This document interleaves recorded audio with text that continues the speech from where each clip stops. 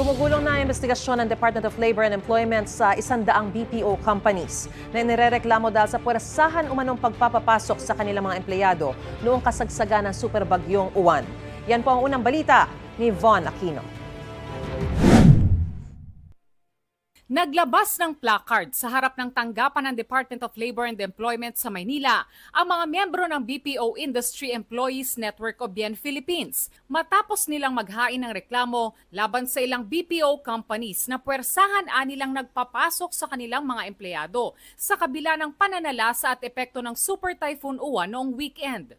200 reports daw ang kanilang natanggap mula sa mga BPO employees sa iba't ibang lugar sa Pilipinas. Tingin nila may mga posibleng paglabag sa Occupational Safety and Health Law at mga panuntunan ng DOLE kaugnay ng suspensyon ng trabaho at proteksyon sa mga manggagawa sa gitna ng masamang panahon. Meron din mga management level, supervisory level na hindi pinaabot doon sa mga workers yung options na yon. So napilitan sila na pumasok despite the fact na pwede pa lang mag-work from home arrangement or flexible arrangement.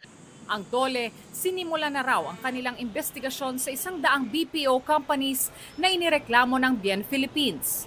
Meron lang ginawang pagpapatawag, for example sa NCR, nagharap-harap pa sila. So meron na at hihintayin na lang namin kung ano mga subsequent na mga action o report na isasabit ng mga regional offices kung saan nandoon nakalocate yung mga nakalista sa letter ng BIEN. Tiniyak ni Secretary Bienvenido Laguesma na sineseryoso nila ang mga ganitong reklamo ng mga manggagawa dahil prioridad ang kanilang kaligtasan at proteksyon. Pero bibigyan din daw ng due process ang mga inirereklamong BPO companies. Ang gusto namin ma-resolve na issue dito yung pinipwersa ang workers to report for work. Kasi dapat hindi pinipwersa ang manggagawa. No?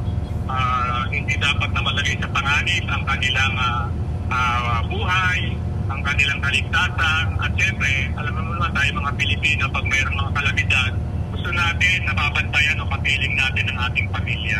Ayon sa DOLE, ang mga kumpanyang mapapatunayang lumabag sa Occupational Safety and Health Law maaring maharap sa pananagutang administratibo, criminal at civil kung nagdulot ng injury o sakit matapos ang puwersahang pagpapapasok sa empleyado.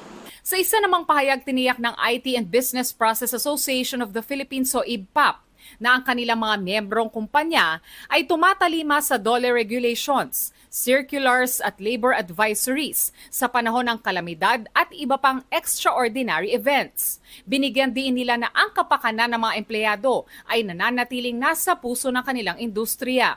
Wini-welcome umano nila ang inspeksyon ng DOLE at kinikilala ang regulatory authorities.